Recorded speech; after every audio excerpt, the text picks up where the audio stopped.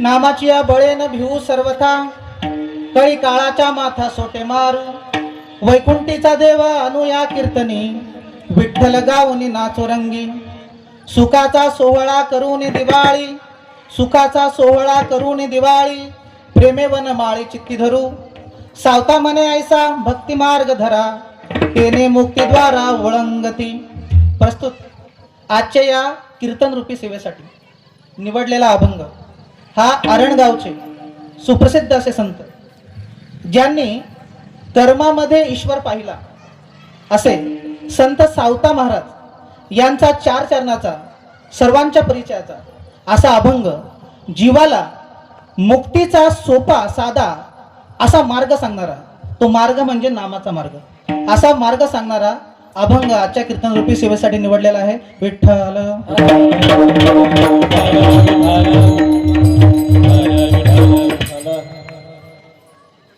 संत सावता महाराज यांचं जे चरित्र आहे हे सर्व संतांपेक्षा आगळं वेगळं असं चरित्र आहे। सर्व संतांच्या समाधी स्थानावरून त्यांच्या ज्या पालख्या आहेत त्या पंढरपूरला जातात, परंतु सावता महाराज, थोडासा इको कमी करा, परंतु सावता महाराज हे असे संत आहेत अद्भुत की ज्यांच्या गावी पांडुरंगाची पालखी येते, त्यांच्या गावी पांडुरंगाची पालखी येते। आणि म्हणून सावता महाराज यांचं जे चरित्र आहे, हे जे संत आहेत हे फार निराळे संत आहेत।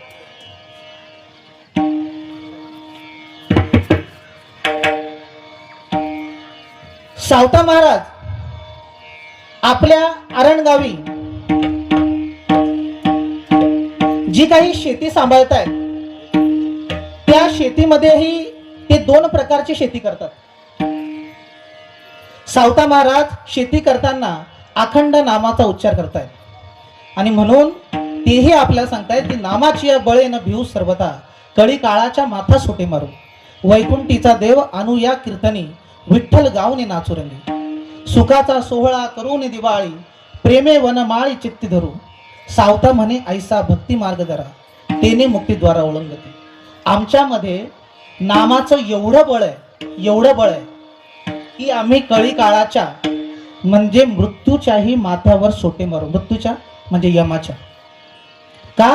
कारण की आमच्याकडे नामाचं बळ आहे, असं ते पहिल्या चरणामध्ये म्हणतात। दुसऱ्या चरणामध्ये ते म्हणतात की सुखाचा सोहळा करून दिवाळी, प्रेमे वनमाळी चित्ती धरू। सुखाचा सोहळा करून दिवाळी, प्रेमे वनमाळी चित्ती धरू। सावता म्हणे ऐसा भक्ती मार्ग धरा, तेने मुक्ती द्वारा ओळंगती। आणि तुम्हीही माझ्याप्रमाणे हा भक्ती मार्ग जर धरला तर तुम्ही सहजगत्या मुक्तीचं म्हणजे मोक्षाचे जे द्वार आहे ते ओलांडा। असा या अभंगाचा एक सारांश आहे। या सारांश आणि कीर्तनाला सुरुवात करण्यापूर्वी थोडासा जो परिचय आहे तो देतो।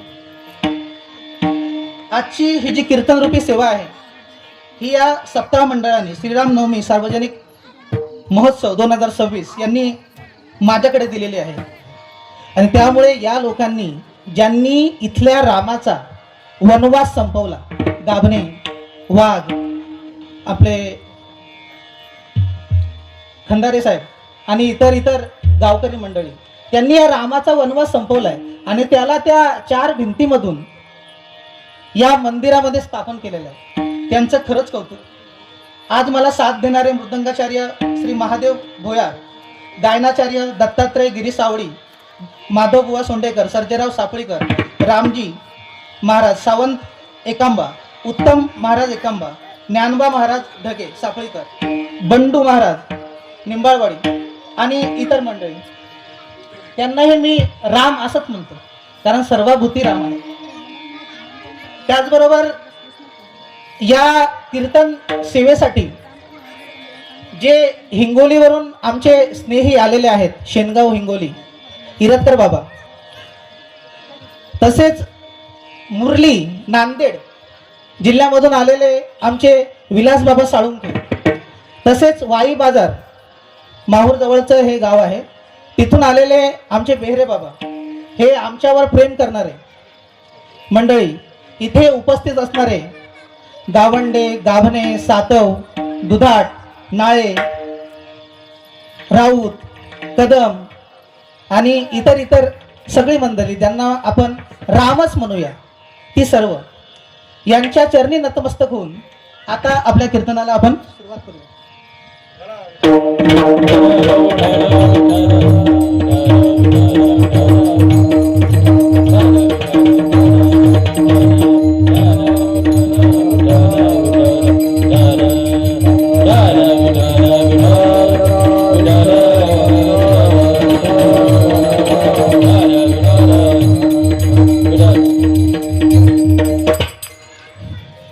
तर मित्रहो, आरणगावचे जे संत सावता महाराज आहेत, हे आगळी वेगळी अशी शेती करणारे आहेत. आपण एकच प्रकारची शेती करतो.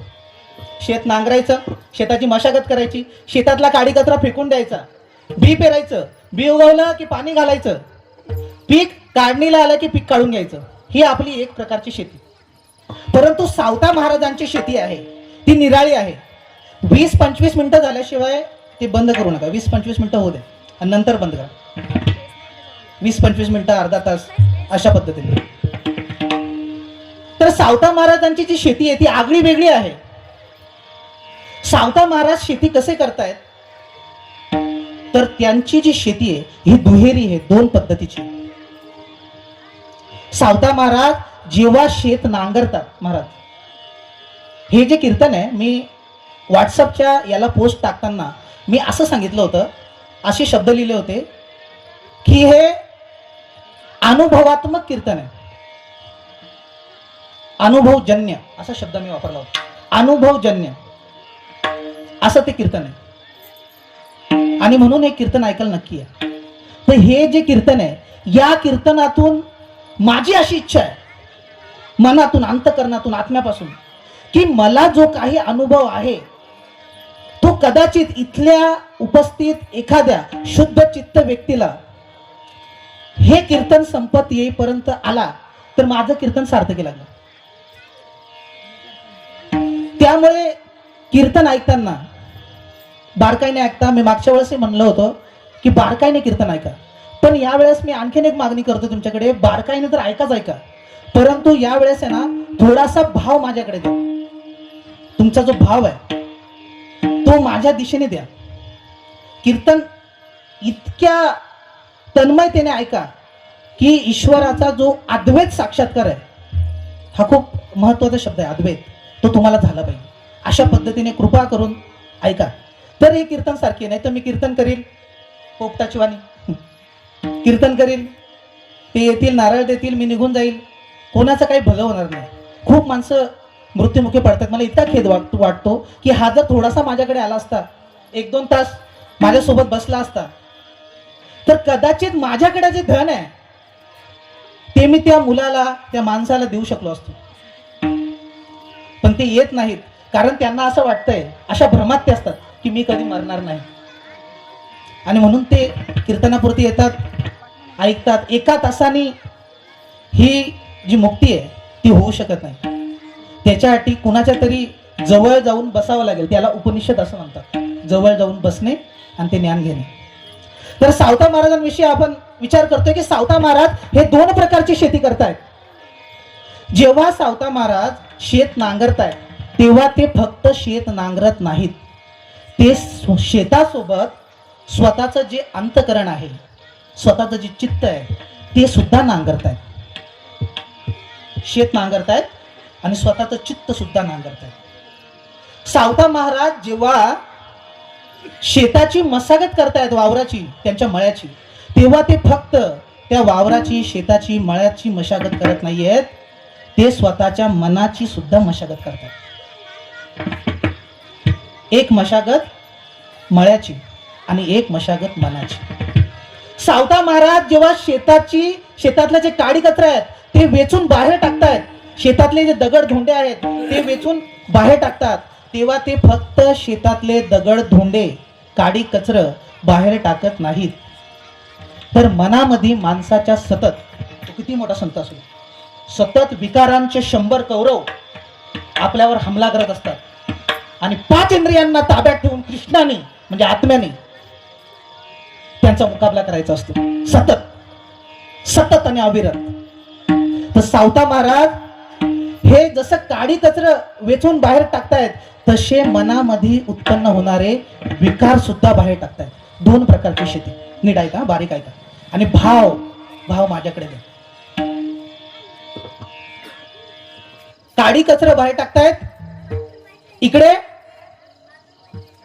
विकार बाहेर टाकतायत.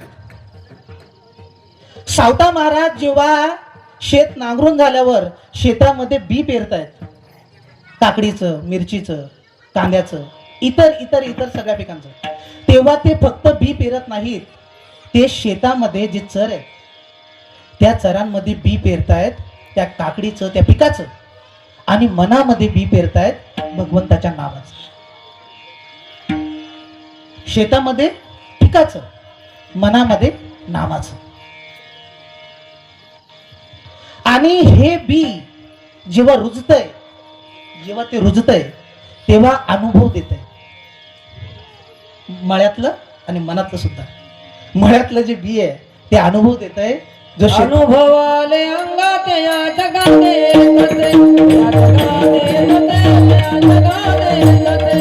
अनुभवाले अंगात या जगाने येतते, या जगाने येतते, जगाने येतते. अनुभवाले अंगात या जगाने येतते, या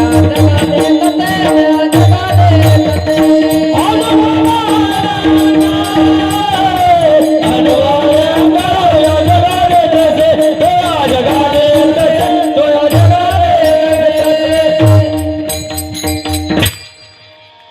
सावता महाराज जेव्हा बी पेरतायत आणि ते बी उगवतंय तेव्हा एक वेगळा अनुभव त्यांना येतोय. कशाचा? मळ्यातल्या पिकाचा आणि मनातल्या पिकाचा सुद्धा. जेव्हा मळ्यातलं पीक येतंय तेव्हा ते त्या पिकाला पाणी घालतायत. कसलं? स्वतःच्या वडिलोपार्जित विहिरीचं पाणी मोठेने. आमची माळीयाची जात, शेत लावू बागायत, आम्हा हाती मोठ नाडा, पाणी जाते फुलं झाडा. ते त्या शेताला त्या मोठेने विहिरीचं पाणी देत आहेत. आणि मनामध्ये जे बी पेरलेलं आहे महाराज, नामाचं बी, त्यालाही पाणी देत आहेत भक्तीचं. त्यालाही कसलं पाणी देत आहेत? भक्तीचं. दोन प्रकारची शेती चालू आहे, सतत आणि अविरत. भक्तीचं पाणी देत आहेत. आणि पाणी दिल्यानंतर जी त्यामध्ये रोप उमललेत, आहा, ती रोप काहीतरी वेगळी आहेत. बघा, आमची माळीयाचे जात, शेत लावू बागायत, आम्हा हाती मोठं नाडा, पाणी जाते फुलं झाडा. शांती शेवंती फुलली. बघा, शांती शेवंती. शेवंती नावाचं फुल तुम्ही ऐकलंय? शेवंती नावाचं फुल हो बोलत जा, काहीतरी रिस्पॉन्स देत जा. शेवंती नावाचं फुल तुम्ही ऐकलंय, परंतु शांती नावाचं फुल तुम्ही ऐकलं नसेल. कारण ते शांती नावाचं फुल कुठल्याही मळ्यात उगवत नाही आणि कुठल्याही दुकानात ते विकत भेटत नाही. कारण ते शांती नावाचं फुल गुरुकृपेने किंवा नामस्मरणाने किंवा अध्यात्मामध्ये खोल खोल खोल खोल खोल खोल शिरलं की माणसाच्या चित्तामध्ये उमलतं. ते शांती नावाचं फुल माणसाच्या चित्तामध्ये उमलतं. शांती शेवंती फुलली. बघा, नीट लक्ष द्या, बारीक ऐका. लय आडाने कीर्तन करा, तर माझा अध्यात्म गुरुकृपेने इतकं उंचीच आहे. माझे जे गुरु आहेत त्यांचा मोठा आश्रम आहे इरतकर बाबा. आपल्या सगळ्यांना आपल्या स्टोऱ्या माहिती आहेत माझ्या आयुष्यातल्या. त्यांना तिथे त्यांचा उत्तराधिकारी हवाय आणि ते माझ्याकडेच उत्तराधिकारी म्हणून बघतायत.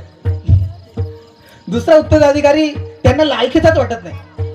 आहेत तिथं भरपूर संन्यासी, ज्या मठावर मी 4 वर्ष राहिलो.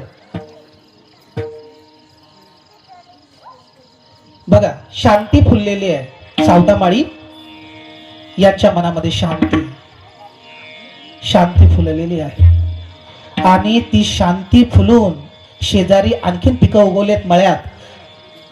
प्रेम जाई जुई व्याली. आता जाई जुई हेही फुल आपण ऐकलंय, पण प्रेम नावाचं फुल आपण ऐकलेलं नाही. कारण की तेही उगवतं चित्तात. शांती शेवंती फुलली, प्रेम जाई जुई व्याली, शांती शेवंती फुलली, प्रेम जाई जुली वाली, सावताने केला मळा, विठ्ठल देखईला डोळा. सावता महाराजांची अशा प्रकारची भक्ती चाललेली आहे. आणि अशा प्रकारच्या भक्तीनेच संसारिक माणसाला तुम्हाला मुक्ती मिळत असते. मुक्ती. सावता महाराजांची ही अखंड भक्ती सतत आणि अविरत चालू आहे. त्याचबरोबर त्यांचं जे गाव आहे आरणगाव, ते अगदी 30 मैलांवर आहे पंढरपुरापासून. आणि म्हणून ज्या ज्या पालख्या गावोगावाहून येत आहेत, मध्य प्रदेशवरून येतील, आंध्र प्रदेशवरून येतील, कर्नाटकावरून येतील, त्या सावता महाराजांच्या आरणगावावरून जात आहेत. आणि सावता महाराज त्या आरणगाववरून जाणाऱ्या वारीच्या लोकांना शेतातील काकड्या पुरवत आहेत की ह्या काकड्या ह्या, एवढा नाश्ता करा, हे गांजरं घ्या, एवढी गांजरं खा, माझ्या शेतात वटाणे आले आहेत तेवढे वटाणे खा, ऊस तोडून आणतो तुम्ही ऊस खा, एवढी सेवा मायबाप तुम्ही घ्या. लोक म्हणतायत तू कधी येतो वारीला? सावता महाराज म्हणतायत की मी येऊ शकत नाही, माझी थोडीशी अडचण आहे. मग लोक विचारतायत की तुझी अशी काय अडचण आहे, तू का नाही येतेस वारीला, तुझी वारी या वर्षी का चुकणार आहे? बघा काय शब्द वापरले, तुझी वारी या वर्षी का चुकणार आहे? सावता महाराज म्हणतायत की महाराज या वर्षी माझी वारी चुकणार नाहीये, मी आजपर्यंत कधी पंढरपूरच पाहिलं नाही. 40 वर्षाचा माणूस, लेकर आहे, नागू नावाची मुलगी आहे, मुलगा आहे, पत्नी आहे, 30 मैलांवर राहतो आणि पंढरपुराला कधी गेलाच नाही. लोक म्हणाले फेकून द्या याच्या काकड्या, जो 30 मैलांवर राहतो आणि कधी पंढरपूर पाहिला नाही, याच्या काकड्या का घेता? परंतु सावता महाराज म्हणतायत की असं करू नका महाराज, तुम्ही माझ्या काकड्या घ्या, एवढी सेवा घ्या आणि गेले की विठुरायाला माझा सुद्धा रामराम सांगा. सावता महाराज सतत अशा प्रकारची जी सेवा आहे ती जाणाऱ्या ज्या वाऱ्या आहेत त्यांना पुरवत आहेत. परंतु त्यांना कधीही पंढरपूरला जाता आलं नाही किंवा ते गेले नाही. ज्ञानेश्वरीमध्ये एक ओवी आहे, तया सर्वात्मका ईश्वरा स्वकर्म कुसुमांची वीरा, पूजा केली होय अपारा तोषा लागी. पूजा केली होय अपारा तोषा लागी, मग तयचीनी पूजे रिझलेनी आत्मराजे, सकळ सिद्धी पाविजे पसायतया. म्हणजे जी स्वकर्माची पूजा आहे, आपल्या दैनंदिन व्यवहाराची नित्यकर्माची जी पूजा आहे ती अनन्य भावाने निष्ठेने जे तुम्ही काम करत असाल ते करत राहिलं तरी माणसाला सिद्धी प्राप्त होते. अशी ती ओळ आहे ज्ञानेश्वरीमध्ये. ज्ञानेश्वर महाराजांचा तो अनुभव असेल तेव्हा ते त्यांनी लिहिलेले. विठ्ठल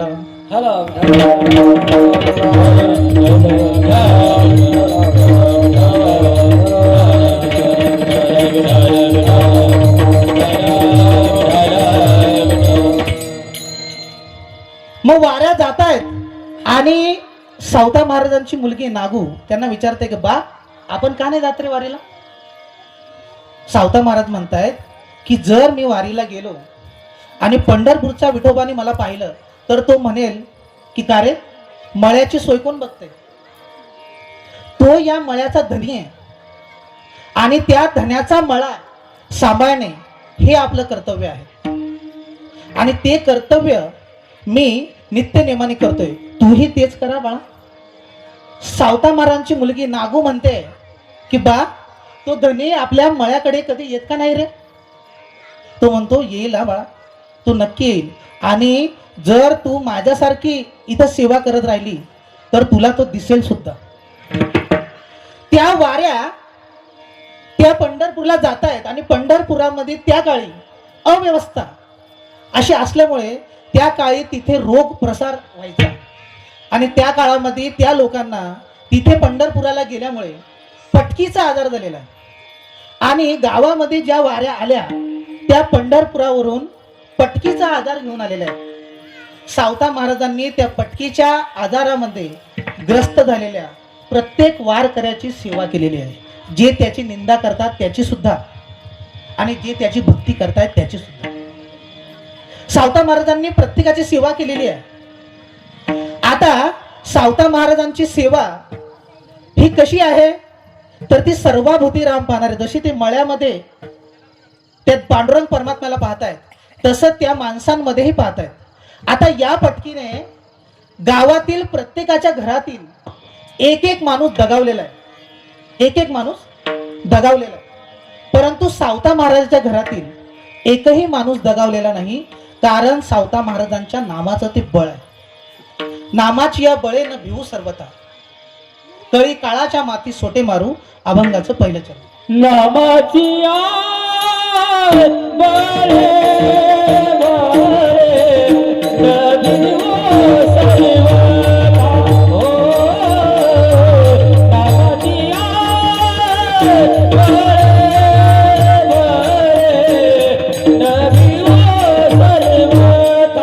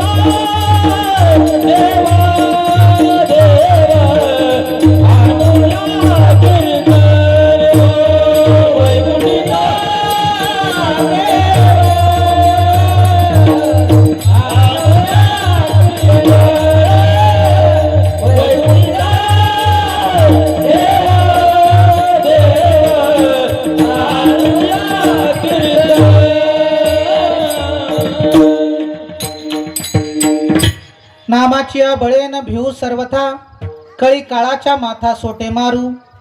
वैकुंठीचा देव आणू या कीर्तनी, विठ्ठल गाऊनी नाचू रंगी. सुखाचा सोहळा करूनी दिवाळी, प्रेमे वन माळी चित्ती धरू. सावता म्हणे ऐसा भक्ती मार्ग धरा, तेने मुक्तीद्वारा वळंगती. पहिल्या चरणामध्ये आपण बघितलं की सावता महाराज यांच्याकडे नामाचं बळ आहे.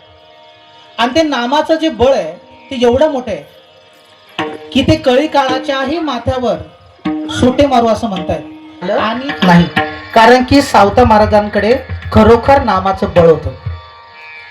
बळे विना शक्ती बोलू नये, ते बोलतायत याचा अर्थ त्यांच्याकडे त्या नामाच्या बळाची खूप मोठी शक्ती आहे.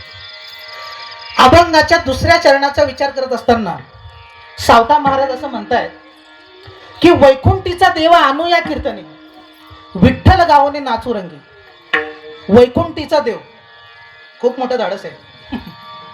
वैकुंठीचा देव आणू या कीर्तनी, विठ्ठल गावने नाचू रंगी.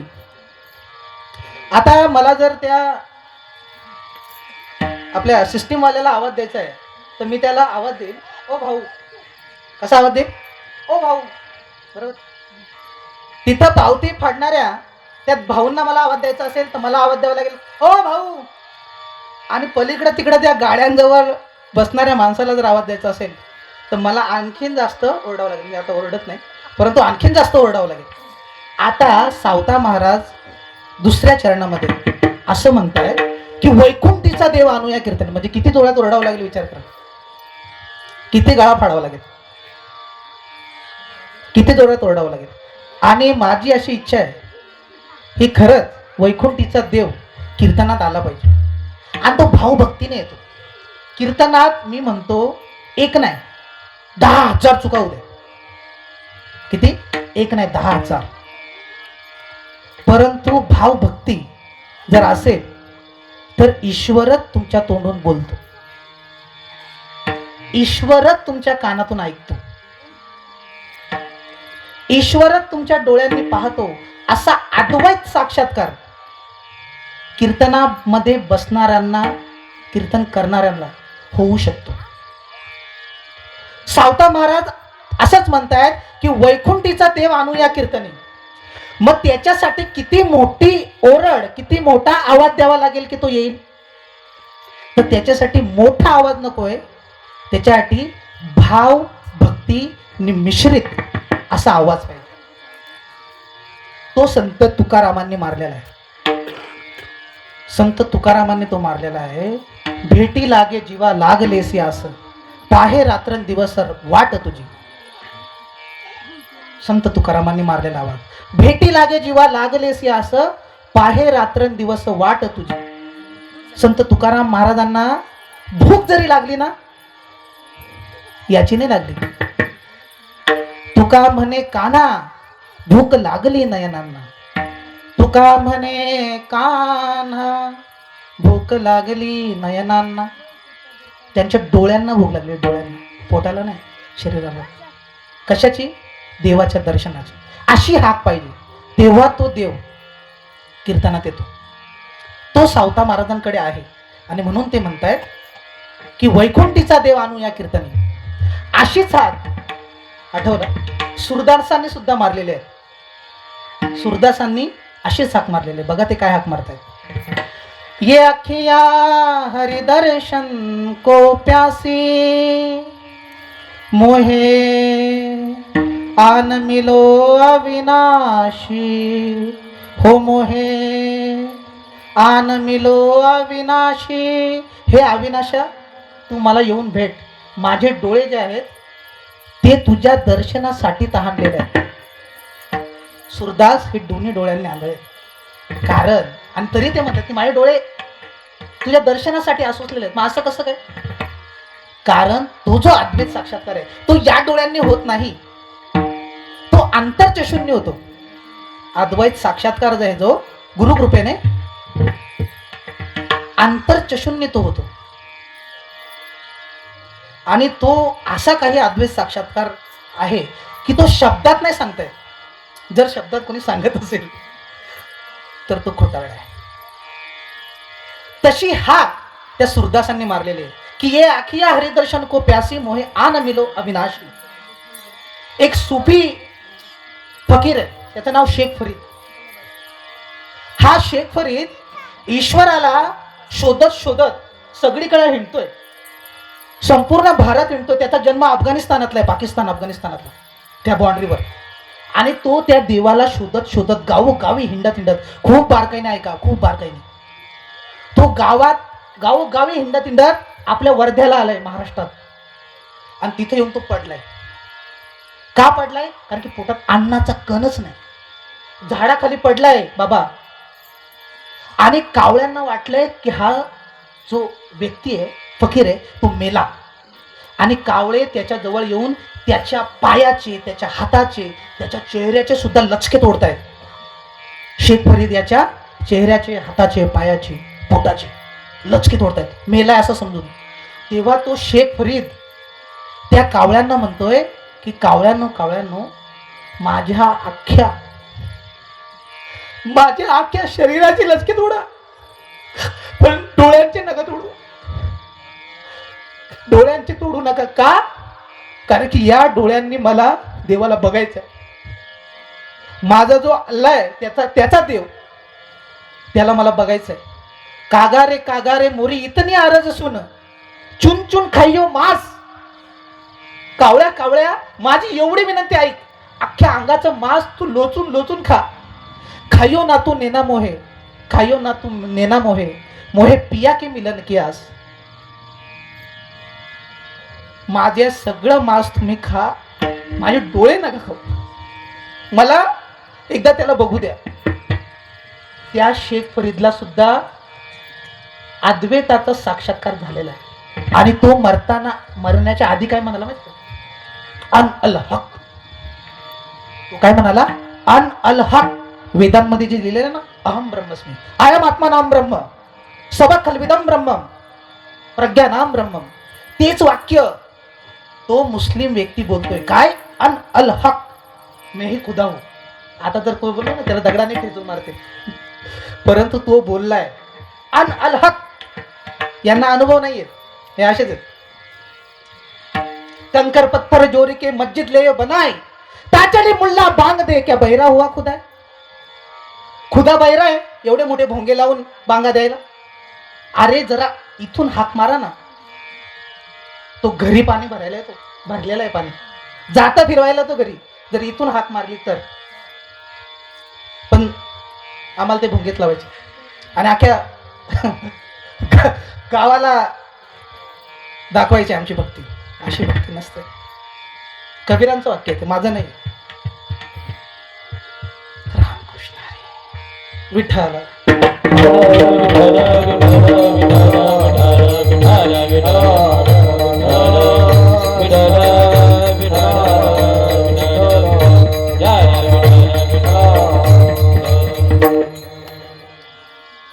कान्होपात्रा नावाचे संत आहे, तिने सुद्धा परमेश्वराला हाक मारलेले.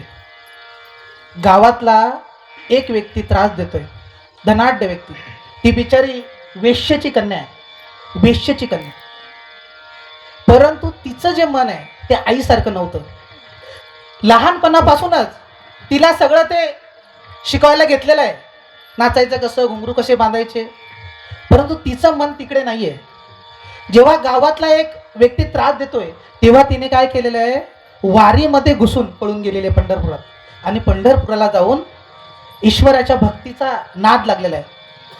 आणि तिची प्रसिद्धी एवढी वाढली की तो जो त्रास देणारा व्यक्ती आहे त्याला त्याच गावातल्या लोकांनी हाकलून दिलं तिथून. तो त्या बिदरच्या बरीच शहाच्या इतिहास आहे, सत्यघटना आहे. बिदरचा बरीच शहा याच्या ठिकाणी आश्रयाला गेलाय, गावातल्या लोकांनी ऐकलं, आणि त्या बरीच शहाला सांगितलंय की पंढरपुरात एक पोरगी आहे, खूप सुंदर आहे, तुमच्या जनात खाण्यात ती फार शोभा देईल. आणि मग त्या बिदरच्या बरीच शहाने सुद्धा त्याला त्रास द्यायला सुरुवात केली, त्या कान्होपात्रेला. मग ती कान्होपात्रा असं म्हणते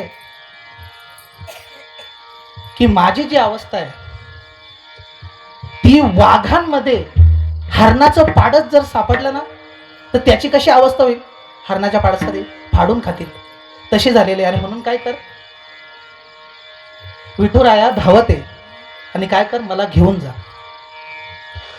मोकलून आस जाहले उदास, घेई कान्होपात्रेस हृदयात, घेई कान्होपात्रेस हृदयात.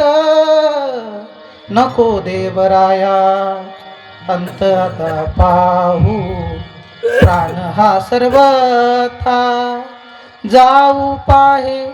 देवराया आता अंत पाहू नकोस, प्राण जायची वेळ आली, आता जीव देणार आहे मी. किती त्रास सहन केले जन्मल्यापासून, आता तूच काय कर, मला हृदयात घ्या. त्यांनी घेतले, कान्होपात्रेला हृदयात घेतले त्यांनी. द्रौपदी दुःशासनाने पदराला हात घातलेला आहे आणि ती परमेश्वराला हाक मारते. तशी भाव भक्ती नि मिश्रित अशी हाक जेव्हा परमेश्वराला मारली जाते तेव्हा तो नक्की येतो. द्रौपदीची हाक ही तशीच आहे. कोठे गोंधनाचे द्वारके चराया, कोठे गोंधनाचे द्वारके चराया, कोठे गोंधनाचे द्वारके चराया, कोठे गोंधनाचे द्वारके चराया.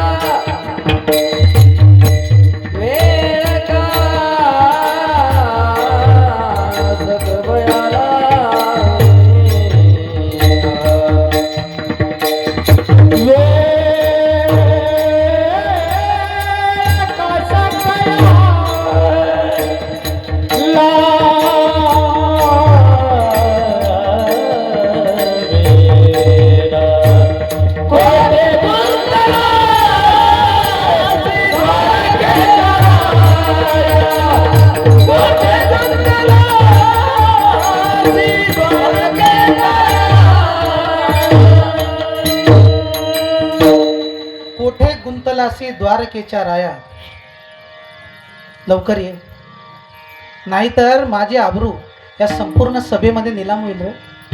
आणि तो आलाय, तो निर्गुण आहे, लक्षात घ्या. ह्या ज्या आपले ग्रंथ असतात, हे जे ग्रंथ असतात हे रूपकात्मक भाषेमध्ये लिहिलेले असतात. त्या भाषेलाही एक शब्द आहे, माझ्या गुरूंनी मला सांगितला होता. त्या रूपकात्मक भाषेने ते लिहिलेले असतात, त्यातल्या कथा कहाण्या, आणि त्याचा जो अर्थ आहे तो थोडासा निराळा असतो. तर तिनेही तशीच हाक मारलेली आहे. आणि तो जो भगवान परमात्मा जो निर्गुण आहे तो वस्त्र रूप होऊन आलेला आहे. निर्गुण निराकार आहे तो वस्त्र रूप होऊन तिच्या कमरेभोवती गुंडाळलेला आहे. तो स्वतः, त्याने वस्त्र पाठवलेलं नाहीये, तो स्वतः वस्त्र होऊन आलेला आहे. लक्षात घ्या, अध्यात्म फार खोल आहे, खूप खोल. तो स्वतः वस्त्र होऊन आले, त्याने वस्त्र नाही पाठवली, तो स्वतः वस्त्र झालेला आहे आणि तिच्या कमरेभोवती अंगाभोवती गुंडाळलेला आहे त्याने. मग अशा तीव्रतेची हाक जेव्हा परमेश्वराला मारली जाते तेव्हा तो येतो. थोडस बाजूला जाऊन मी सांगतो की रोजच अनुभव थोडा थोडा येतो, येत नाही असं नाही, फार कठीण आहे असंही नाही, खूप सोपी गोष्ट आहे. तुका म्हणे सोपे आहे सर्व, याच्यासारखी सोपी गोष्ट नाही अनुभव घेण्यासारखी. हा, मी निर्गुणाचा अनुभव बोलतोय. अनुभव घेण्यासारख्या जी गोष्ट आहे ती फार कठीण आहे, परंतु कधी कधी आहे ना आपल्याकडून काहीतरी चूक घडते दिवसातून. नीट आहे का, विशेषतः आमच्या सौभाग्यवती नीट आहे का, तेव्हा जीवाची अशी तळमळ तळमळ होते ना, झोपत नाही लागत. आणि बायको शेजारी झोपलेली, मधी पोरगी झोपली, माझ्या जीवाची तळमळ. आज का नाही अनुभव झाला, आज अनुभव का नाही झाला, कारण सतत तो अनुभव येतच राहतो. स्कूटी चालवताना, झाडाकडे बघताना, दाराच्या बाहेर आलो, चपला घातल्या, चावी फिरवली, तुळशीकडे बघितलं की आज का नाही झाला. मग मी असा त्या कड्या उघडून बाहेर निघतो, त्या अग्रवालच्या दुकानापर्यंत जा, परत ये, त्या विठ्ठलाच्या मंदिरापर्यंत जा, परत ये. आज का नाही झाला, का काय चुकी झाली, काहीतरी मिस्टेक झाली, कदाचित नजरेने धोका दिला असेल. ही फार घाणेरडी गोष्ट आहे, नजर. कधी कधी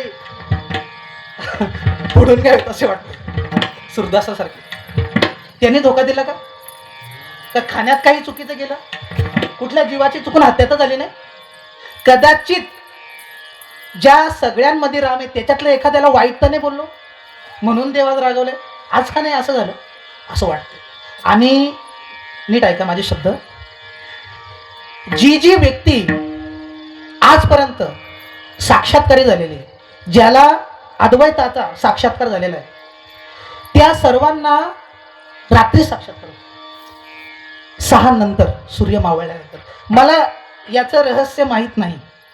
मी जे कीर्तन करतोय, कीर्तनात जे बोलतोय ना, हे सगळं अनुभवाचं आहे, हे सगळं अनुभवाचं आहे. पोपटाची विद्या शिकून या फार, बोलतो सुंदर राघू जैसा, सांगती पुराणे पोपटाची वाणी, अनुभव घेऊन कोण बोले.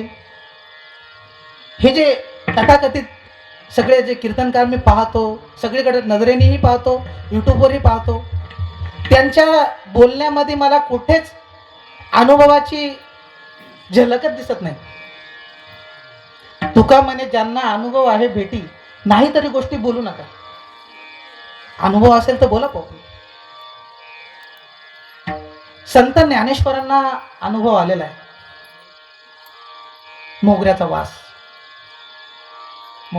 आलेला आहे. अवचिता परिमळू झुळकलाळू माळू, अवचिता परिमळू झुळकलाळू माळू, मी म्हणे गोपाळू, मी म्हणे गोपाळू, देखियला अवचिता परिमळू झुळकलाळू माळू.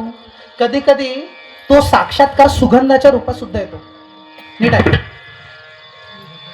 रात्रीचे मोगरा उमलत नाही, रात्रीचे मोगऱ्याचा जो सुवास आहे तो दरवळत नाही, परंतु जर एखाद्या भक्ताला रात्रीचे मोगऱ्याचा वास आला तर त्यांनी समजायचं आहे नीट आहे का?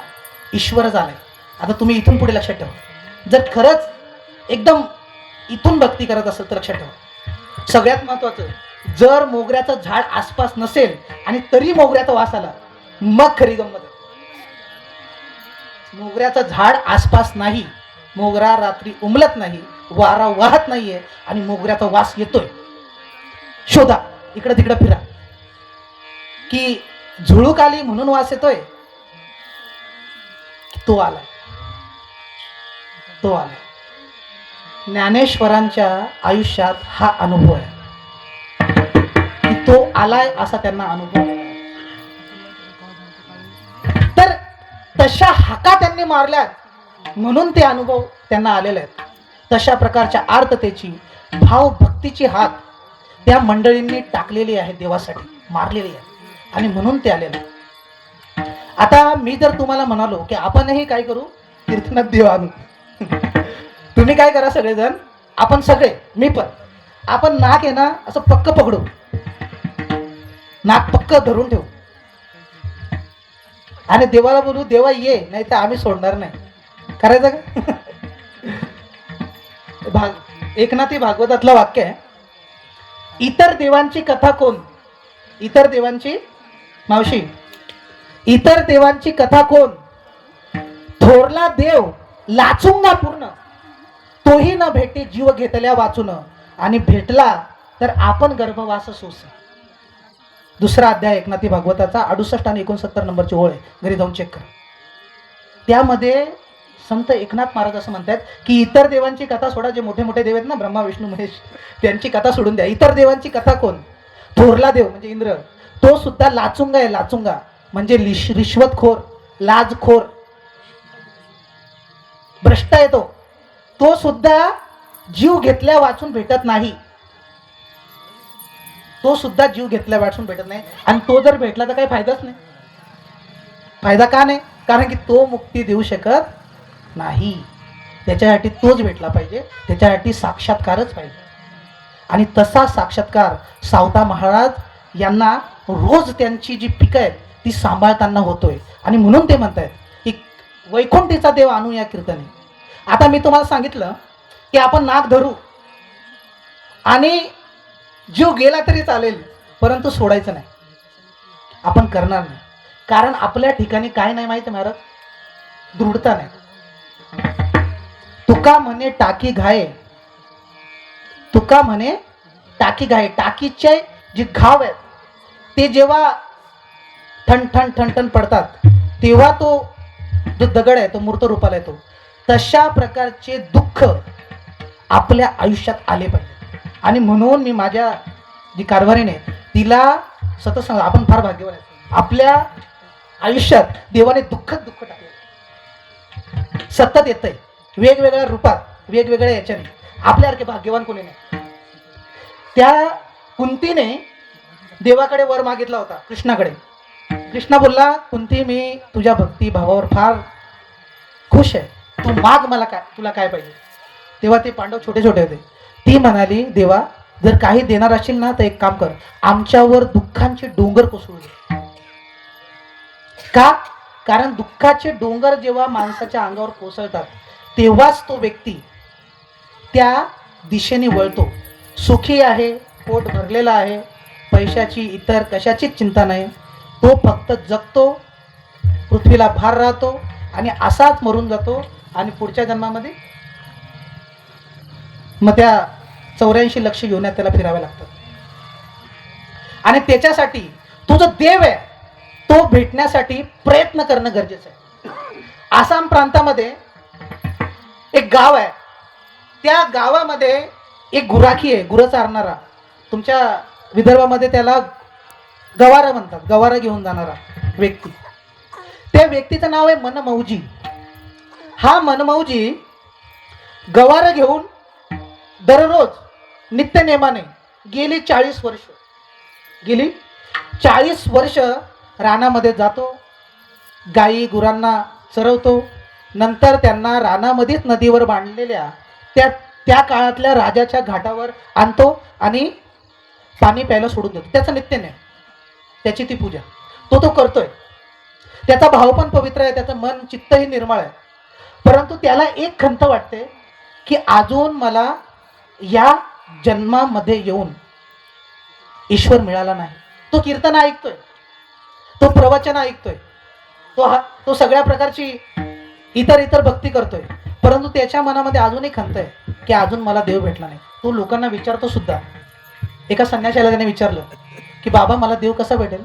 त्या संन्याशाने सांगितलं, घरदार सोड, ही गुरबिरं सोडून दे, हे कपडे काढ आणि माझ्यासारखे भगवे घाल आणि रानात जा, 12 वर्ष तप कर, तेव्हा तुला ईश्वर म्हणेल. तो म्हणला बापरे बाप, एवढं कठीण आहे? जमणार नाही. काही माणसांकडे गेला, ब्राह्मणांकडे, कारण ते फार विद्वान असतात. असं म्हणतात, योग याग विधी येणे नोहे सिद्धी.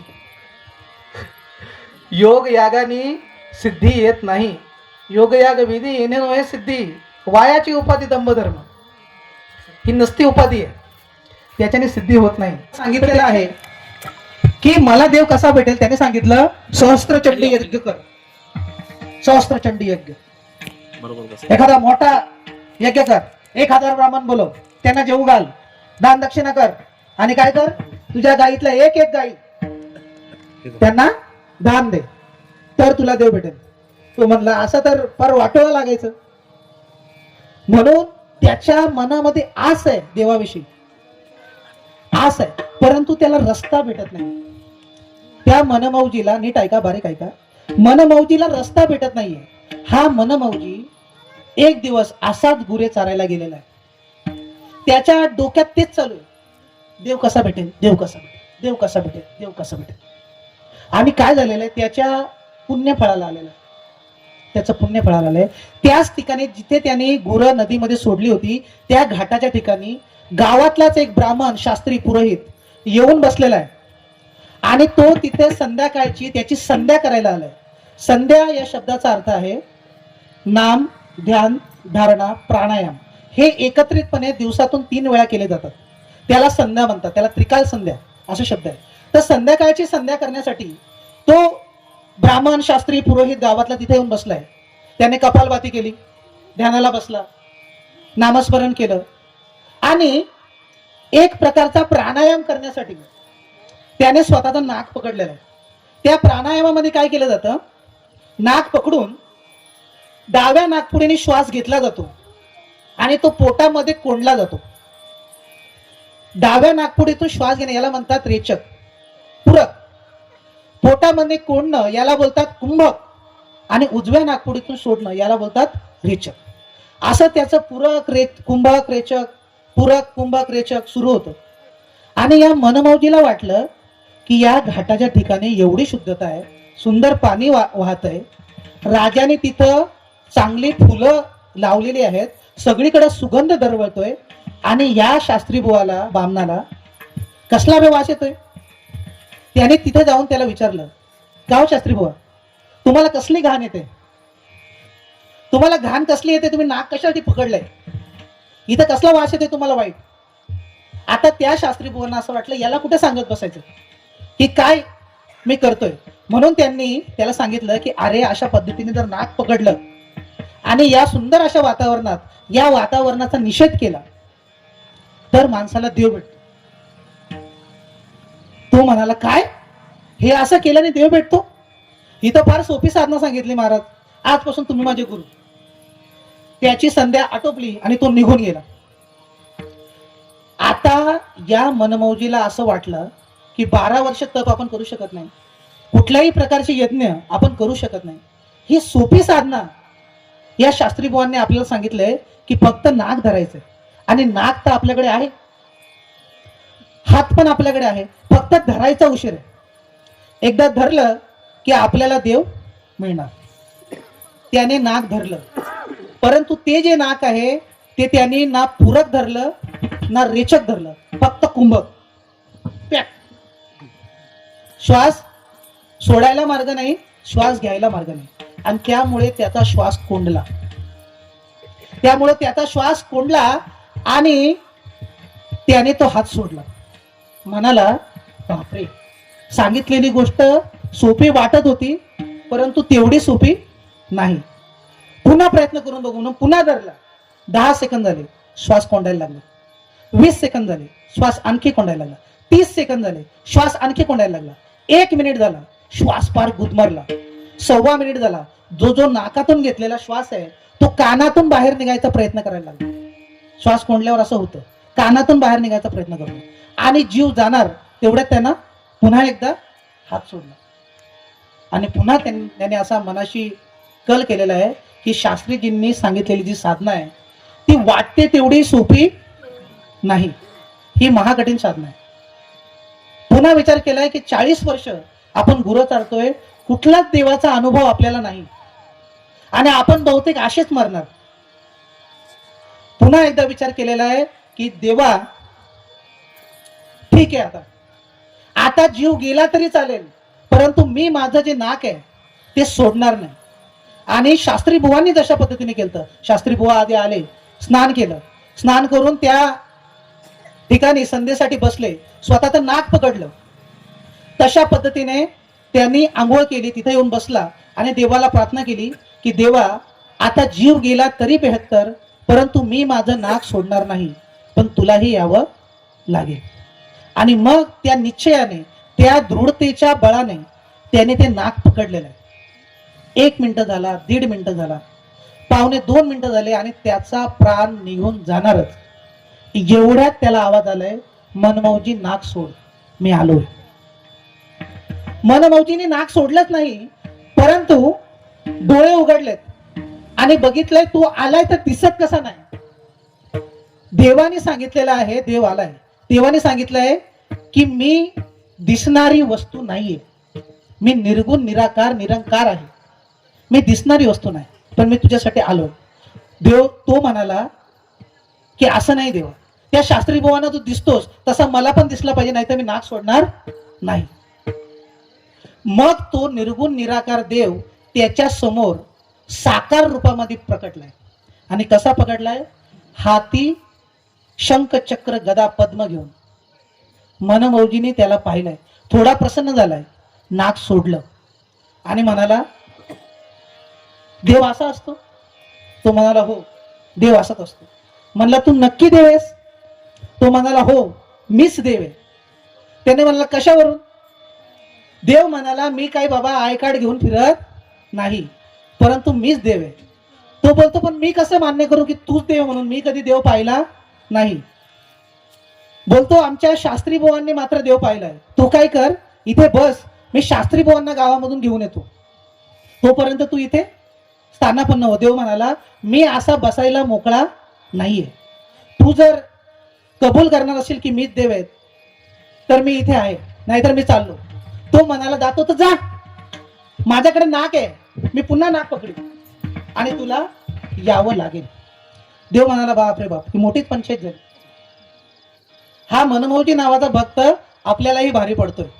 आणि म्हणून देव म्हणाला की ठीक आहे, मी इथं बसतो, तू ये त्या शास्त्रीला घेऊन. तो धावत धावत गावात गेलेला आहे, शास्त्री बुवांचा दार ठोठवलाय आणि शास्त्री बुवांना म्हणतोय शास्त्री बुवा दार उघडा, देव आलाय घाटावर. तो म्हणाला काय देव आलाय? अरे तिथला एखादा माणूस आला असेल, वाटसरू आला असेल, देव येऊ शकत नाही. तो म्हणाला अहो त्याला 4 हात आहेत, माणसाला 2च हात असतात, त्याला 4 आहेत आणि हातामध्ये शंख आहे आणि बऱ्याचशा दुसऱ्या गोष्टी पण आहेत, तुम्ही फक्त चला. शास्त्री बुवा म्हणले जर खोटा बोलशील तर याद राख माझ्याशी गाठ आहे. शास्त्री बुवा त्याच्यासोबत आलेत, घाटावर बघितलं तिथं कुणीच नाही. तो म्हणतोय की हा बघा इथं देव बसलाय घाटावर, तुम्ही बसले होते ना तिथंच. तो म्हणतोय कोण आहे, कुठे आहे? तर हा काय इथं 4 हाताचा. तो म्हणतोय मला दिसत नाहीये, तू खोटं बोलतोयस, आता मी तुला चांगली शिक्षा करायला लावतो. तो म्हणाला का रे देवा, तू यांना दिसत नाहीस का?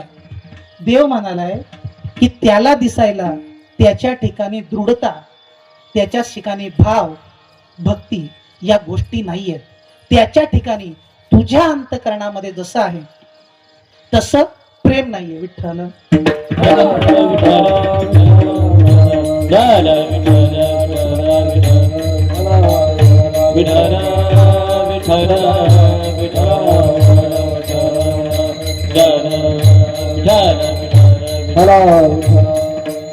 देव म्हणतोय की तुझ्या ठिकाणी असणारी दृढता, तुझ्या ठिकाणी असणारा संकल्प शक्ती, तुझ्या ठिकाणी असणारं प्रेम आणि भक्ती त्या शास्त्रीकडे नाहीये.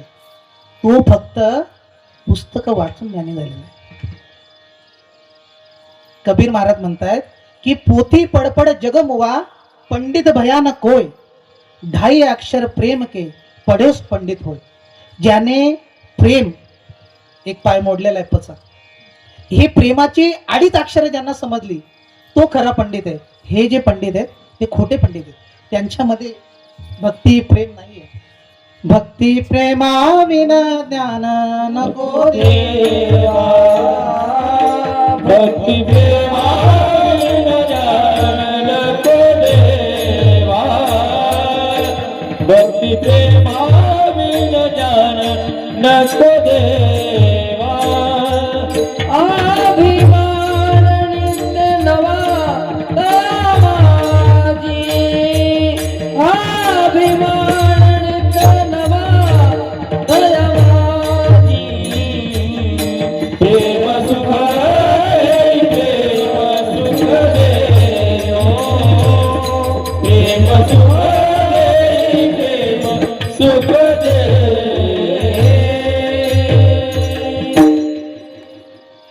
भक्ती प्रेमा विना ज्ञान नको देवा. नुसतं ज्ञान हेही काही कामाचं नसते. आणि ज्ञान आणि ज्ञान या दोन गोष्टीमध्ये पण फार फरक असतो. ज्याला आपण पुस्तकी ज्ञान म्हणतो ती फक्त आणि फक्त माहिती आहे, इन्फॉर्मेशन. आणि जे ज्ञान आहे ते निराळ आहे. ते फक्त आणि फक्त गुरु चरणाजवळ बसूनच भेटते. गुरु कृपेविन नाही आत्मज्ञान. ते जे आत्मज्ञान आहे, आत्म या शब्दाचा अर्थ आत्मा नाही, आत्म या शब्दाचा अर्थ आहे मी स्वतः. मी स्वतः जो आहे त्याचं ज्ञान. एकदा आपले जे शास्त्री नावाचे कीर्तनकार आहेत, मी फार बारीक ऐकतो, ते कीर्तनकार मला फार आवडतात. त्या कीर्तनकाराला एक प्रश्न विचारला होता की आत्मा नावाची जी गोष्ट आहे ती खरंच अस्तित्वात आहे का. तेव्हा त्या कीर्तनकाराने असं सांगितलं होतं की सगळी जी शास्त्र आहेत ती असं सांगतायत की आत्मा नावाची जी वस्तू आहे ती दोन नाही आहेत. तसे आपले खंदारे भाऊ आहेत, त्यांचा आत्मा आणि माझा आत्मा, यांचा आत्मा आणि माझा आत्मा, तुमचा आत्मा आणि माझा आत्मा, असे वेगवेगळे आत्मे नाही आहेत. सगळ्यांच्या ठिकाणी एकच आत्मा आहे आणि तो आत्मा म्हणजेच परमात्मा आहे. तर देव म्हणाले आहे की त्याच्या ठिकाणी अशा प्रकारचा भक्ती, प्रेम, जिव्हाळा आणि दृढता जी तुझ्या ठिकाणी होती ती त्याच्या ठिकाणी नाहीये आणि म्हणून त्यांना मी दिसत नाही. तो म्हणाला की तू त्यांना सुद्धा दिसला पाहिजे, नाही तर मला कळेल कसं की तूच देव आहेस म्हणून. म्हणून तू त्यांना सुद्धा दिसला पाहिजे. असं कसं? ते माझे गुरु आहेत, त्यांनी मला आता तुझी भेट घडवून आणलेली आहे. ज्या अर्थी तू शिष्याला दिसलेला आहेस त्या अर्थी गुरुला सुद्धा दिसला पाहिजे. का धरू नाक, का नाक धरू? देव म्हणला ठीक आहे, परंतु मी स्वतःहून त्याला आता दिसू शकत नाही. तू एक काम कर, त्या तुझ्या गुरुच्या डोक्यावर तू हात ठेव, म्हणजे तुझ्यातली दृढता, तुझ्यातली भक्ती, तुझ्यातलं प्रेम त्याच्यामध्ये शिरेल. आणि मग त्या मनमौजीने त्या शास्त्रीच्या बामणाच्या मस्तकावर हात ठेवलेला आहे. आणि जसा त्याच्या मस्तकावर हात ठेवलाय तसा त्या शास्त्री बुवाला तो परमात्मा, भगवान परमात्मा दिसलेला आहे. शंख, चक्र, गदा, पद्म, कोटी सूर्याचं तेज ज्याच्या मुखावर आहे, असा राजस सुकुमार मदनाचा पुतळा, असा तो भगवान परमात्मा त्याला दिसलेला आहे. आणि म्हणत त्या शास्त्री बुवांनी त्या देवाच्या पायानं पडता त्या मनमौजीचेच पाय धरलेले आहेत आणि त्यांनी त्याला सांगितलेलं आहे की आधी मी तुझा गुरु होतो, तुला हा रस्ता दाखवणारा, परंतु तू मला आता देव दाखवलायस म्हणून आजपासून तू माझा गुरु. आणि तशा प्रकारची जेव्हा भक्ती असते, अशा प्रकारची देवादूरता असते, तेव्हा जे भक्त असतात, जे भगवंताला जाणतात, ते संत असतात, त्यांच्यामध्ये अशी ताकद असते की ते वैकुंठाच्या देवाला सुद्धा कीर्तनामध्ये बोलवू शकतात. अभंगाचं दुसरं चरण. वैकुंठीचे देव अनुजा कीर्तनी, वैकुंठीचे देव अनुजा कीर्तनी, वैकुंठीचा देव अनुजा कीर्तनी, वैकुंठीचा देव अनुजा कीर्तनी, वैकुंठीचे देव अनुजा कीर्तनी,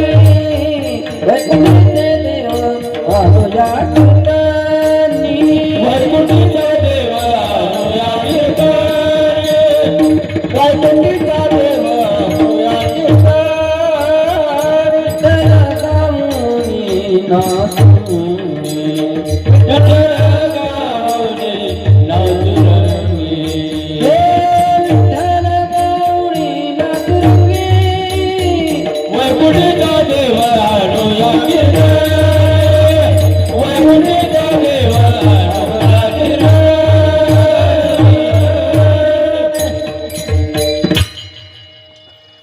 नामाची या बळेन भिऊ सर्वथा कळी काळाच्या माथा सोटे मारू वैकुंठीचा देव अनुया कीर्तनी विठ्ठल गाऊनी नाचुरंगी सुखाचा सोहळा करूनी दिवाळी प्रेमे वन माळी चित्ती धरू सावता म्हणे ऐसा भक्ती मार्ग धरा तेने मोक्षद्वारा ओळंगते.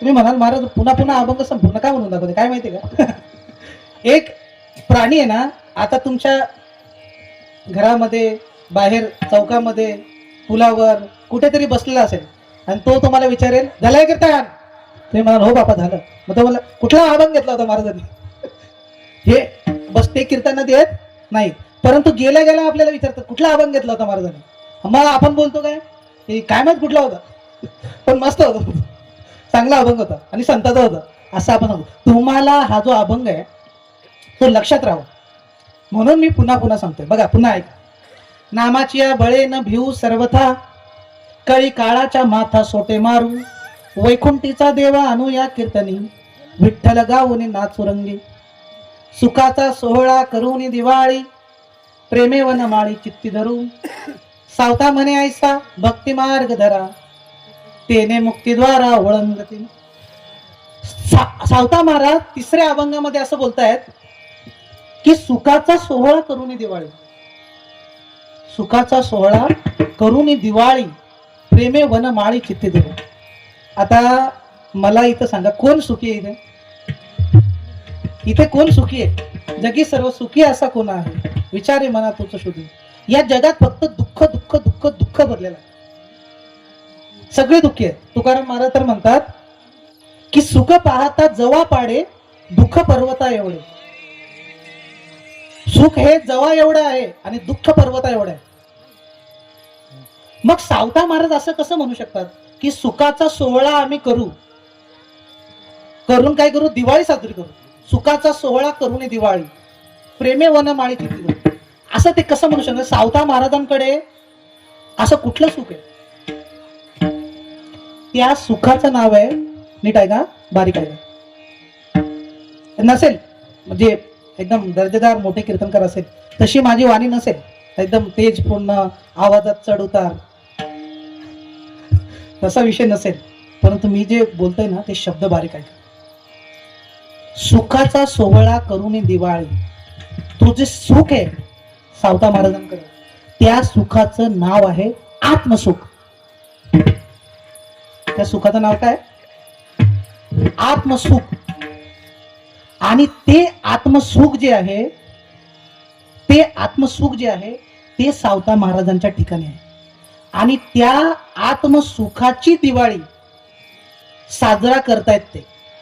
आणि ती आत्मसुखाची ती दिवाळी आहे नीट ऐका बारीक ऐका भाव देऊ नये ती बाहेरचे दिवे लावून साजरी केली जात नाही. बाहेरचे दिवे लावून ती साजरी होत नाही. सद्गुरु कृपेने उजळला दीप कळले देवा तुझे स्वरूप आता मज नाही अनेकांची चाड देखील रूप तुझे. मला आता अनेकांची चाड राहिले नाही कारण की तो जो दिवा आहे सद्गुरु कृपेने तो आता पेटलेला आहे. आणि त्या दिव्यानी आता काय करायचंय फक्त दुसरे दिवे पेटवायचे हळूहळू एक एक एक एक पेटत राहील. काही निंदा करतील कोणी वंदा करतील परंतु जी गुरुची आज्ञा आहे जिथे जाशील तिथं तुला जे ज्ञान मिळालंय ते इतरांना देत राहा ते करायचं.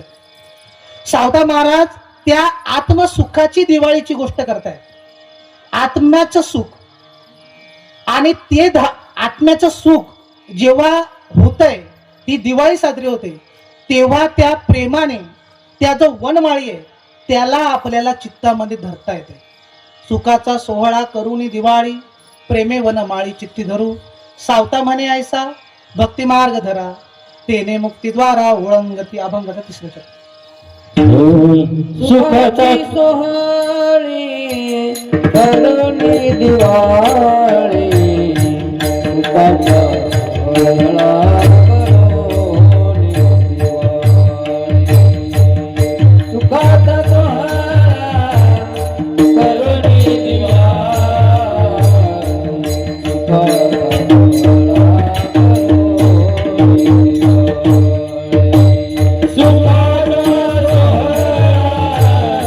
करुणी दिवाळी सुखाचा सोहळा करुणी दिवाळी सुखाचा सोहळा करुणी दिवाळी सुखाचा सोहळा करुणी दिवाळी सुखाचा सोहळा करुणी दिवाळी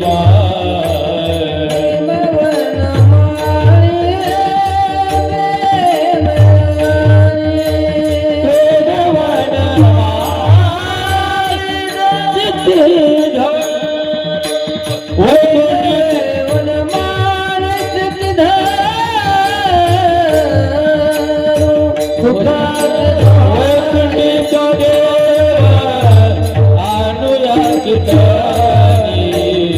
वैकुंठीचा देवा आणूया वैकुंठीचा देवा आणूया वैकुंठीचा देवा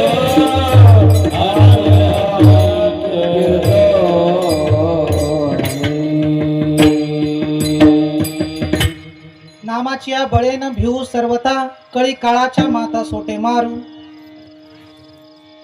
नामाची या बळेन भिवू सर्वता कळी काळाच्या माता सोटे मारू. वैकुंठीचा देव अनुया कीर्तनी विठ्ठल गाऊनी नाचू रंगी. सुखाचा सोहळा करूनी दिवाळी प्रेमे वनमाळी चित्ती धरू. सावता म्हणे ऐसा भक्ती मार्ग धरा तेने मुक्तीद्वारा ओळंगती.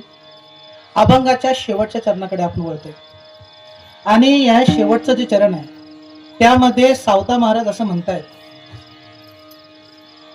की हा खूप सोपा असा रस्ता आहे जो मी धरलेला आहे, तुम्ही पण धरा. कुठला रस्ता? सोपा रस्ता. कसला? नामाचा. कामामध्ये काम, मुखी घ्या राम नाम. हा सोपा रस्ता मी धरलेला आहे, तो पण तुम्ही धरा. आणि तो धरल्यामुळे आपण काय करू तर जे मुक्तीचं, मोक्षाचे जे द्वार आहे ते सहज गतीने ओलांडू. आता प्रत्यक्षात मी असं इथं म्हणतो, धाडस करतो की आपण जे बसलेलो आहोत ना ते ऑलरेडी मुक्तच आहोत. आपण इथले बसलेले जे सगळी मंडळी आहोत ते ऑलरेडी सगळे मुक्त आहोत, सगळे मोक्षाला आपण प्राप्त आहोत. मग जो मोक्ष किंवा मुक्ती प्राप्त केलेला जो जिवंत व्यक्ती आहे, आणि मोक्ष मुक्ती ही जिवंतपणीच प्राप्त करायची असते, त्याच्यासारखा अनुभव आपल्याला का होत नाही? कारण आपल्या गळ्यामध्ये कुठलाही फास नसताना सुद्धा आपल्याला असं वाटतंय की फास आहे. बघा, आपण विवाह करतो त्याला आपण काय म्हणतो? विवाह बंधन. कसलं बंधन आहे?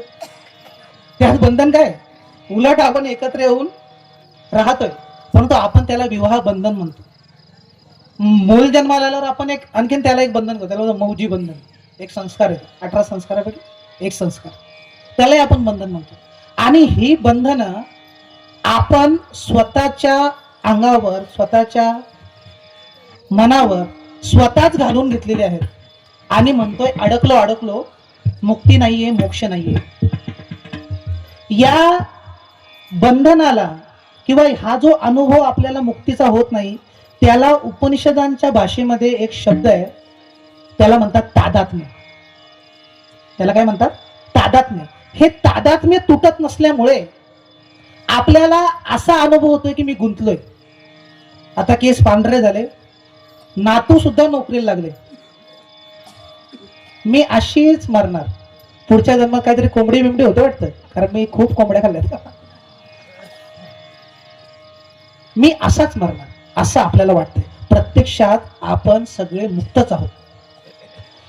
जेव्हा अष्टावक्र ऋषी आणि जनक राजा यांची भेट झाली तेव्हा त्या जनकाने अष्टावक्र ऋषींना असा प्रश्न केलेला आहे की कशाने मुक्ती मिळेल.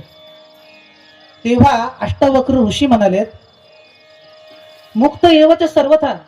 अरे तू मुक्तच आहेस, तू मुक्तच आहेस, तू कुठल्या बंधनात नाहीच आहे, परंतु तुला असं वाटतं की तू बंधनात आहेस आणि म्हणून तुला मुक्तीचा अनुभव होत नाही.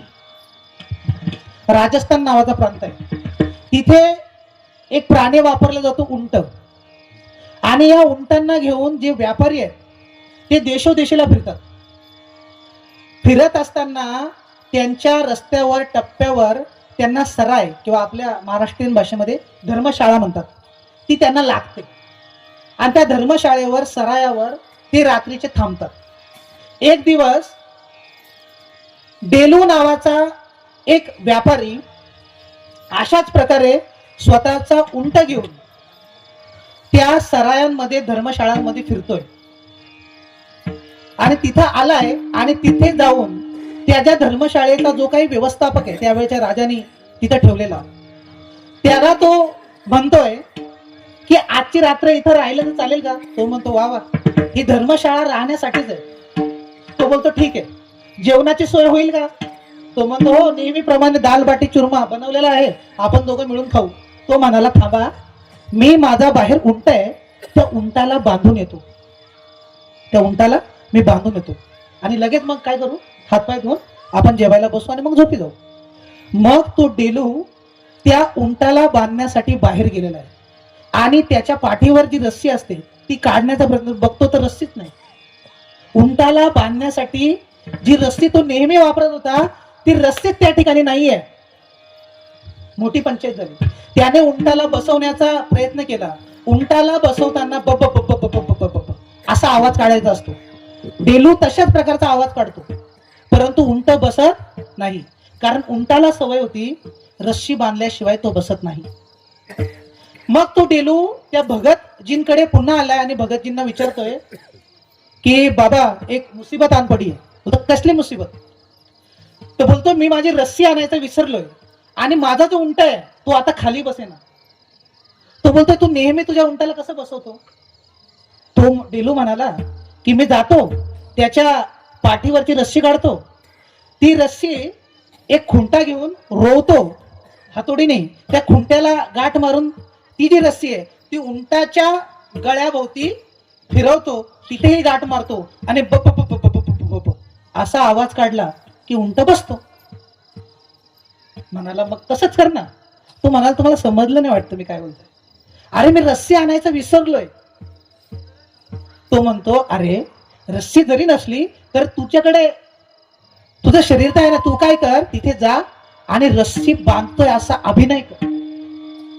काय कर, रस्सी बांधतोय असा अभिनय कर. डेलू तिथं गेलेला आहे. भगतजींचा त्याला राग आलेला आहे की भगतजी बहुतेक माझ्यासोबत मजा करतायत, परंतु पर्याय नाही म्हणून तिथं गेलेला आहे आणि उंटा जवळ येऊन बोललाय, उंटा ही बघ आता मी रस्सी काढली. रस्सी नाही आहे, रस्सी त्याच्याजवळ नाहीये. ही बघ उंटा मी रस्सी काढले, आता हे बघ हा खुंटा, ही हातोडी काढलेली आहे, आता हा बघा खुंटा जमिनीवर ठेवलेला आहे. हातोडी एक ठोका, हातोडीचा दुसरा ठोका दोन, हातोडीचा आता हातोडी पण नाही, रस्सी नाही, हातोडी नाही आणि खुंटा पण नाही, काहीच नाही. फक्त तो काय करतोय, ऍक्शन करतोय, कारण की सगळं घरी विसरलंय. तीन खुंटा रोवला गेलेला आहे. आता बोलतो ही बघ ही रस्सी घेतली, ही अशी बांधली, गाठ मारली, आता ही तुझ्या मानेभोवती एक फेरा, दोन फेरा, तिसरा फेरा आणि ही गाठ. आणि आता तो म्हणतोय पुन्हा एकदा बप बप बप बप बप आणि उंट खाली बसला.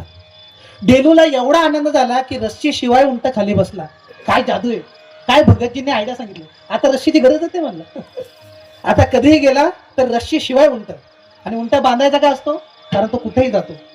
तो उंट म्हणजे आपलं मन आहे, लक्षात घ्या. तो उंट म्हणजे आपलं मन आहे. आता तिथे तो डेलू तिथे गेलाय, मस्त त्यांनी दाल बाटी चुरमा खाल्लेला आहे आणि झोपी गेलेला आहे. सकाळी भगतजींकडे त्याने काही सिक्के सरकवले आणि म्हणाला आता मी निघतो.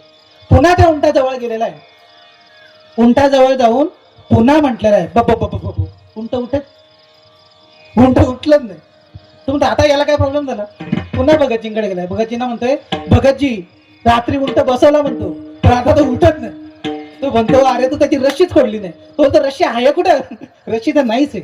तो बोलतो आहे तुला माहिती आहे. त्याला माहिती आहे का रस्सी ही आहे हे तुला ज्ञान आहे. त्याला ज्ञान नाही ना. जीवाला ज्ञान नाहीये. उंटाला ज्ञान नाहीये. म्हणून तू तिथं पुन्हा जा आणि काय कर. जशी रात्री रस्सी बांधायची ऍक्टिंग केली होती, अभिनय केला होता, आता तशी रस्सी सोडायची अभिनय कर. पुन्हा डेलू तिथं गेलेला आहे आणि तो उंटाला म्हटला उंटा बघ इकडे. उंटाची नजर त्याच्याकडे गेलेली आहे. आता बघ बघ मी तुझ्या गळ्यातली रस्सीची ही गाठ सोडतो. ही गाठ मी सोडली 3 फेऱ्या. आता हे बघ ह्या खुंट्याची गाठ सोडली. हा खुंटा उपटला. हा बघ हा खुंटा मी उपटतोय. हा खुंटा उपटला आणि आता डेलूने आवाज काढलाय बब बब बब बब बब बब आणि उंट उठलाय. उंट उठलाय. त्या डेलूला इतका चमत्कारिक हा प्रसंग वाटला. तो त्या भगतजींकडे गेलेला आहे आणि भगतजींना विचारलंय की हा काय चमत्कार आहे.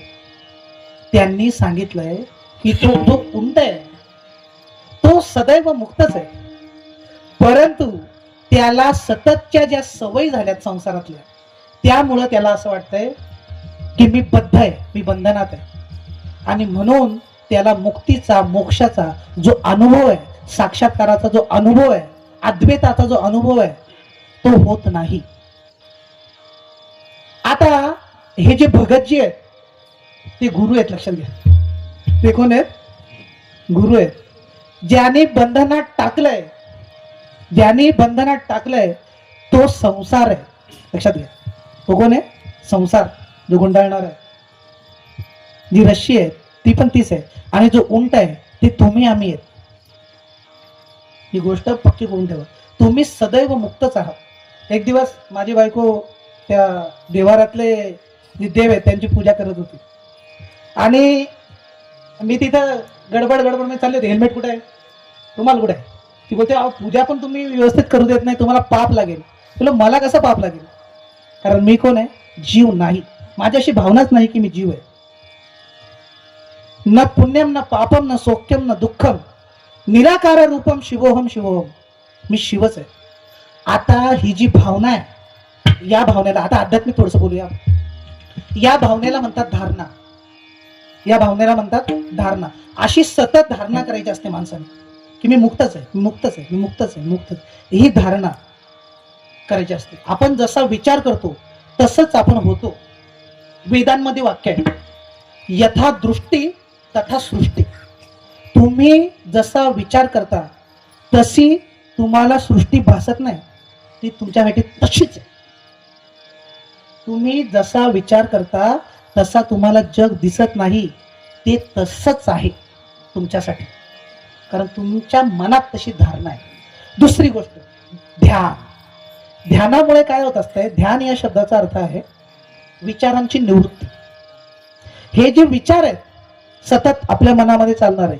बायको, मुलं, पैसा कमवायचा आहे, हां पोरांना शिकवायचं, पोरं मोठी होतील, मला सांभाळतील, आम्ही सुखी होऊ. बायको, पोरं आहेत, पोरांना शिकवायचं आहे, मग पोरं मोठी होतील, मग मी सुखाने राहील.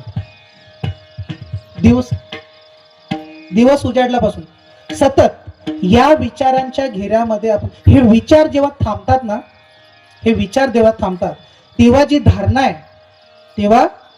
आहे ती जास्त बळकट होते. आणि म्हणून ध्यान, धारणा या गोष्टींचा सुद्धा भक्ती मार्गामध्ये आपण वापर करायचा असतो. सावता महाराज ते करत होते. सावता महाराज हे शेती करताना, मळा करताना ते तो मळाच होऊन गेलेले होते. मळा करताना ते तो मळाच होऊन गेले होते. माझे गुरु जे आहेत त्यांच्याकडे जेव्हा मी 2016ला 23 वर्षाचा असताना गेलो होतो तेव्हा त्यांनी मला एक साधना सांगितली होती.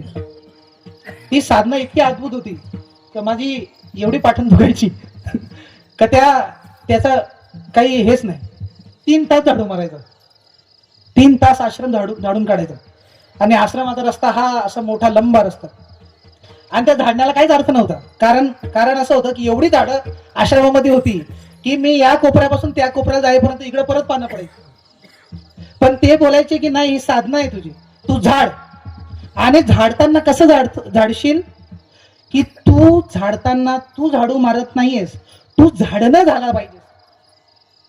तू स्वतः झाडणं झाला पाहिजेस, अशा प्रकारे झाड. आणि मग मी तसा 3 तास ते झाडू मारायचो. आणि तोपर्यंत ते इथं छानसा काहीतरी नाश्ता बनवून तयार ठेवायचे. हीच तुझी साधना आहे असं त्यांनी सांगितलं. एक दिवस संध्याकाळी मी माझ्या कॉलेजवरून आलो. मी कधीही काम केल्या बिना राहिलो नाही. सतत कुठल्या प्रकारचं काम करत राहिलो आहे. कारण माझी अशी धारणा होती की आपण दुसऱ्याच्या जीवावर जगणारा असा ज्ञानी नाही झाला पाहिजे, आपण स्वतःच्या जीवावर. म्हणून कॉलेजवर शिकवायचो, संध्याकाळी गुरुच्या आश्रमामध्ये यायचो.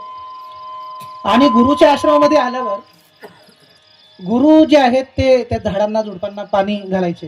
ती झाडं त्यांनीच लावलेली होती आणि मोठी मोठी झाडं. त्यांनी एक दिवस मला सांगितलं, श्रावण ही झाडं तू पाहतोस का? मी हो बाबा पाहतो, ही झाडं मी पाहतो. ते मला म्हणाले की श्रावण, जेव्हा मी मरील ना तेव्हा ही झाडं माझ्यासाठी रडतील असा माझा आत्मविश्वास आहे. हे खूप उंचीचे शब्द आहे ना. हे असं बोलण्यासाठी फार धाडस लागते. आणि ते इथून बोलतायत, लक्षात घ्या. हे जे झाडं आहेत ते माझ्यासाठी रडतील असं माझं. कारण इतक्या तन्मयतेने मी त्यांना वाढवलेलं आहे, त्यांना पाणी घातलेलं आहे. रोज ती 2-2.5 तासाची सेवा त्यांची चालू असते. आज वय वर्ष 84 आहे. गुढीपाडव्याच्या दिवशी त्यांचा फोन मला आलता. आणि मी त्यांना म्हणालो की बाबा, मी तुम्हाला फोन करत नाही म्हणून असं समजू नका की मी तुमची आठवण काढत नाही. मी 24 तास तुमची आठवण काढतो. कारण मी खरोखर 24 तास माझ्या डोक्यात आहे ना आध्यात्मिक गोष्टीच चालू असतात. 24 तास स्वप्नात सुद्धा तेच येत राहते. आज सकाळी उठलो आणि जे अभंग तुकाराम महाराजांचे अभंग आहेत तेच माझ्या डोळ्यासमोर यायला लागले, जे त्यांनी स्वर्गाहून पाठवलेले 12 अभंग आहेत ते. कारण तेच सतत डोक्यात चालू असते. तर ते मला म्हणाले की श्रावण, तू जे बोलतोयस ना 24 तास तू माझी आठवण टाकतो, हे तुला सांगायची गरज नाही. मला अशी 100% खात्री आहे की तू माझीच आठवण काढतो 24 तास. कारण गुरु आणि शिष्य हे 2 नसतात, ते एकामेकासोबत राहून ते एकच होऊन जातात.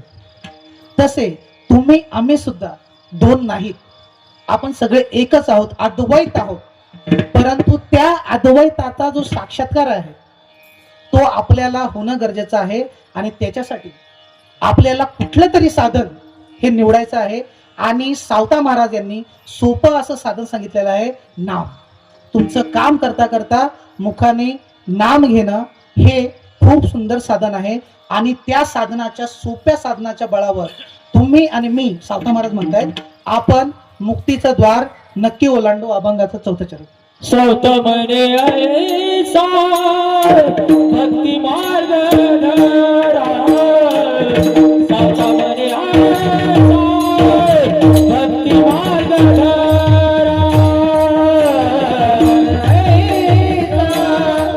भक्ती मार्ग धरा.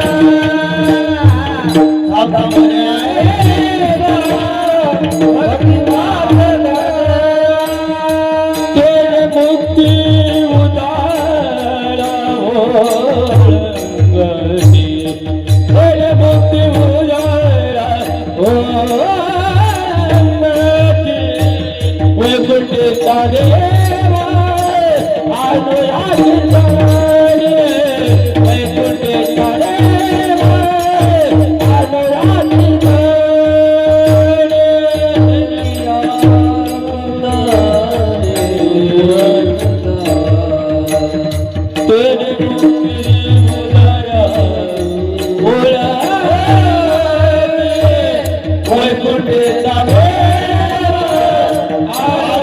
Thank you.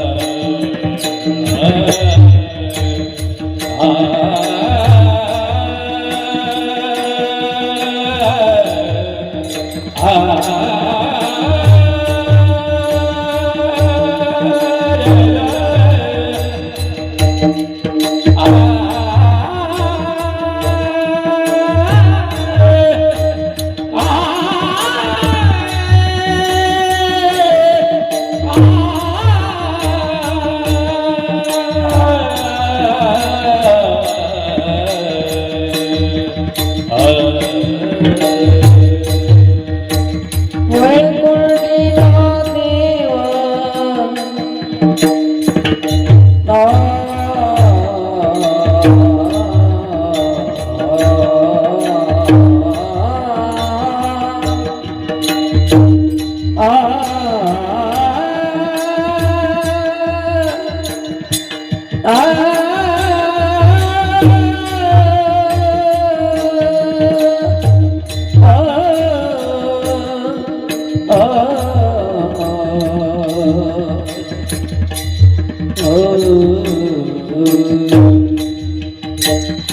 देवा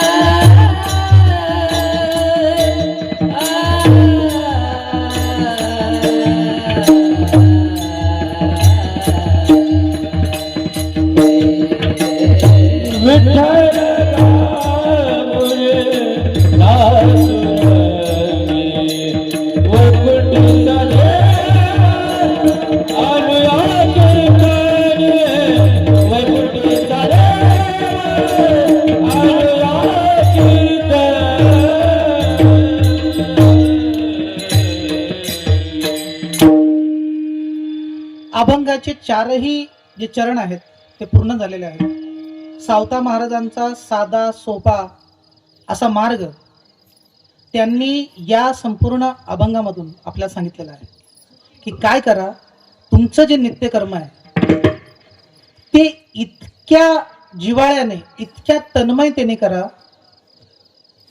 की तुम्ही स्वतःला विसरून गेले पाहिजेत आणि त्या कामामध्ये, त्या कर्मामध्ये तुम्हाला ईश्वर दिसला पाहिजे. तुम्ही जे काम करता, शिकवण्याचं करत असाल, तुम्हाला तुमचे जे मुलं आणि मुली आहेत, विद्यार्थी आणि विद्यार्थिनी, त्यांच्यामध्ये विठ्ठल रखमाई दिसली पाहिजे. तुम्ही जर पाणीपुरी विकत असाल तर त्या पाणीपुरी घ्यायला येणाऱ्या स्त्री पुरुषांमध्ये तुम्हाला तो विठ्ठल आणि ती रखमाई दिसली पाहिजे. तुम्ही काहीही काम करत असाल, इतकंच काय, तुमच्या घरामध्ये जर कोणी पाहुणा आला तर त्या स्त्री पुरुषांमध्ये सुद्धा तुम्हाला विठ्ठल रखमाई, कारण संसारिक माणसाचं हे काम आहे. मी 2012 साली एक ग्रंथ वाचला होता, त्याचं नाव आहे महानिर्वाण तंत्र. खूप दुर्मिळ असा ग्रंथ आहे. नंतर तो माझ्या हातातून जसा गेला पुन्हा कुठंच भेटला नाही. इंटरनेटवर शोधला तरी भेटला नाही. महानिर्वाण तंत्र नावाचा ग्रंथ. त्या ग्रंथामध्ये संन्यासाने कसं वागायचं आणि गृहस्थी माणसाने कसं वागायचं अशी त्याची 2 भाग करून त्यांनी सांगितलेलं महानिर्वाण तंत्र नावाचा ग्रंथ. सनातन धर्माचा खूप दुर्लभ असा ग्रंथ आहे. त्या ग्रंथामध्ये संसारिक माणसासाठी असं सांगितलेलं आहे की संसारिक माणसाने जसं सावता महाराज जगलेत तसं जगावं. त्यांना कुठल्याही संसारिक माणसाला कुठल्याही कुंभाला जाण्याची गरज नाही. कुंभाला जाऊन स्नान करण्याची गरज नाही असं त्या ग्रंथात सांगितलंय. तुम्ही घरात येणारा पाहुणा, तुम्ही जे काम करताय ते त्यालाच फक्त ईश्वर समजा. इतकंच काय, संसारिक माणसाने त्याची जी कामं आहेत, त्याची जो संसार आहे तो सोडून संन्यास वगैरे धारण करण्याचीही गरज नाही. कशाचीच काही गरज नाही. या संसारामध्ये राहूनच तुम्ही जर तुमचे नित्यकर्म अतिशय प्रामाणिकपणे पार पाडलेत तर तुम्हाला मुक्ती मिळते. हा त्या ग्रंथाचं म्हणणं आहे. खूप पवित्र असा ग्रंथ आहे तो. आणि सावता महाराजांचंही तेच म्हणणं आहे की सावता म्हणे ऐसा भक्ती मार्ग धरा तेने मुक्तीद्वारा वळंगती. तुम्ही आणि मी दोन्हीही आपण मोक्षाची जी द्वार आहेत ती या मार्गाने ओलांडू. विठोबा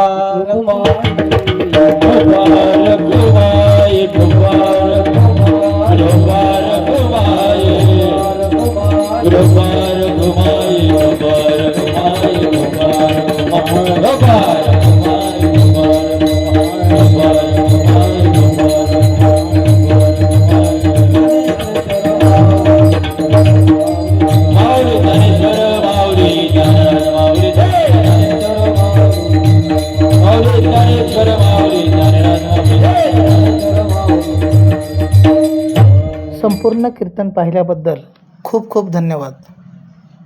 रामकृष्ण हरी.